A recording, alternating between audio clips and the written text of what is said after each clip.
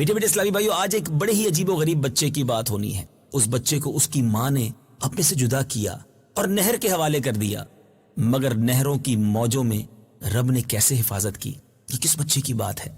آئیے سنتے ہیں، توجہ کے ساتھ ہمارے ساتھ سلسلے میں شامل ہو جائیے۔ یاد رکھیے کہ جب فرعون کو نجومیوں نے یہ خبر دی تھی کہ بنی اسرائیل میں ایک ایسا بچہ پیدا ہوگا جو تیری سلطنت کی بربادی کا سبب ہوگا، فرعون نے اپنی فوجوں کو یہ حکم دے دیا تھا کہ بنی اسرائیل میں جو بھی لڑکا پیدا ہو اس کو قتل کر دیا جائے۔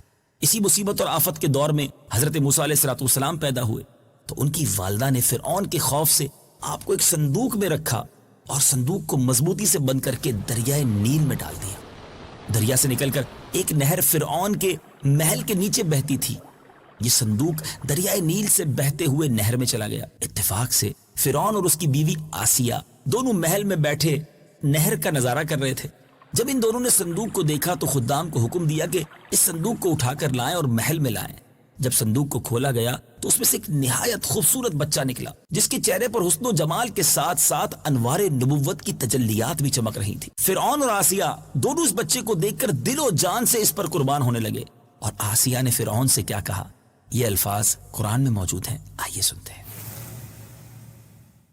قرۃ عین لی ولک لا تقتلوه عسى أن ينفعنا أو نتخذه ولدا وهم لا يشعرون۔ ترجمہ، یہ بچہ میری اور تیری آنکھوں کی ٹھنڈک ہے، اسے قتل نہ کرو، شاید یہ ہمیں نفع دے یا ہم اسے بیٹا بنا لیں۔ اور وہ بے خبر تھے۔ میٹھے میٹھے اسلامی بھائیو، اس پورے واقعے کو قرآن مجید نے سورہ طٰہٰ میں کس طرح بیان کیا ہے، آئیے اس کا بھی ترجمہ سنتے ہیں۔ اذ اوحینا الی امک ما یوحی۔ ترجمہ، جب ہم نے تمہاری ماں کے دل میں وہ بات ڈال دی جو اس کے دل میں ڈالی جانی تھی۔ ان اقذفیہ فی التابوت فاقذفیہ فی الیم فلیلقہ الیم بالساحل یأخذہ عدو لی وعدو لہ وألقیت علیک محبة منی ولتصنع علی عینی۔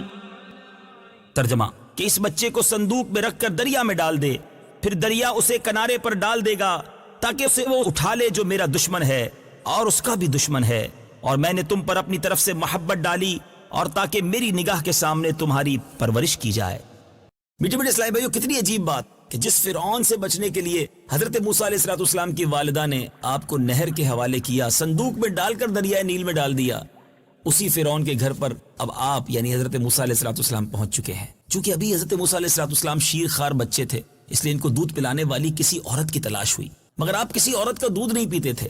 ادھر حضرت موسیٰ علیہ السلام کی والدہ بھی بڑی پریشان تھی کہ نہ معلوم میرا بچہ کہاں اور کس حال میں ہوگا۔ پریشان ہو کر انہوں نے حضرت موسیٰ علیہ السلام کی بہن، آپ کی بہن کا نام مریم تھا، جستجو حال کے لیے، معلومات کے لیے فرعون کے محل میں بھیجا۔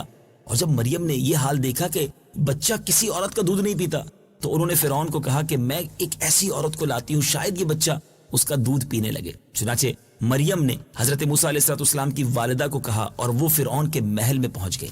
انہوں نے جیسے ہی جوش محبت سے، بیٹا تھا جدا ہو گیا تھا، ماں تڑپ رہی تھی، تو حضرت موسیٰ کو جب سینے سے لگایا اور دودھ پلایا تو آپ دودھ پینے لگے۔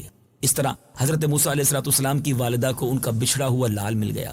اس واقعے کو قرآن مجید نے سورہ قصص میں کس پیارے انداز میں بیان کیا ہے، آئیے ان آیات کی تلاوت بھی سنیے اور رب کے کلام کا، خوبصورت کلام کا پھر ترجمہ بھی سنیے۔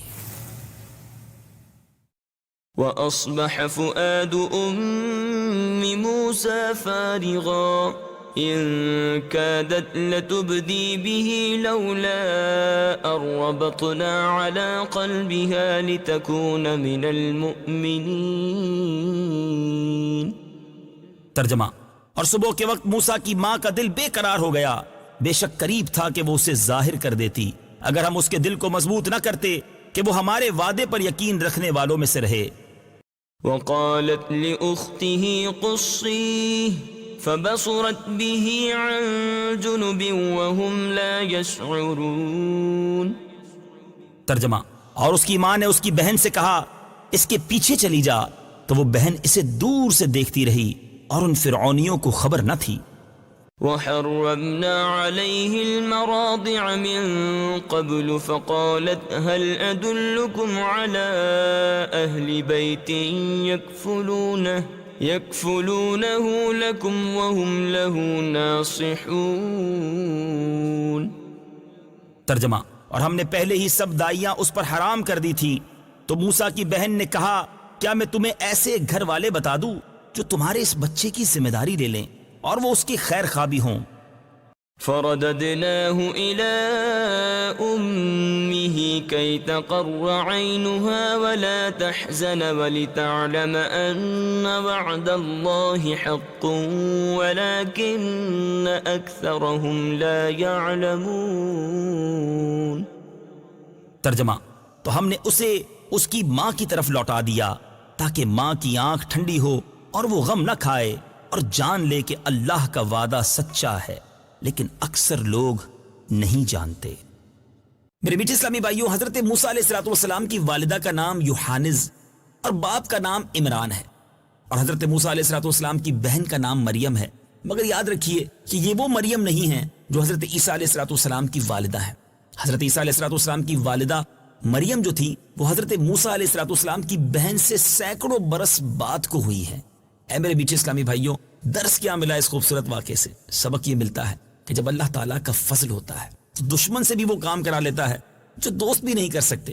دیکھ لیجئے نا، حضرت موسیٰ علیہ السلام کا فرعون سب سے بڑا دشمن تھا، مگر حضرت موسیٰ علیہ السلام جو ہے فرعون ہی کے گھر میں آپ کی پرورش ہوتی ہے۔ یہ بھی معلوم ہوا کہ جب اللہ تعالیٰ کسی کی حفاظت فرماتا ہے تو کوئی بھی اس کو نہ ضائع کر سکتا ہے نہ ضرر پہنچا سکتا ہے۔ غور کیجئے نا کہ حضرت موسیٰ علیہ السلام کس طرح باحفاظت صحت و سلامتی کے ساتھ پھر اپنی ماں کی گود میں نہروں کی موجوں سے پہنچ گئے۔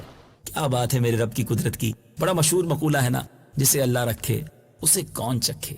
فانوس بن کر جس کی حفاظت خدا کرے، وہ شمع کیا بجھے جسے روشن خدا کرے۔ ہمیں اللہ کے فیصلوں پر یقین ہونا چاہیے۔ اللہ کی طرف سے اگر کوئی آزمائش بھی آئے تو اس پر صبر کرنے والے بن جائیں۔ آزمائش کچھ دنوں کی ہوا کرتی ہے، مگر رب کی حفاظت اور رب کی رحمت ساتھ ہو تو بندہ بڑی بڑی آزمائش سے گزر جاتا ہے۔ اللہ کریم مجھے بھی اور آپ کو بھی قرآن پاک پڑھنے اور سمجھنے کی توفیق عطا فرمائے۔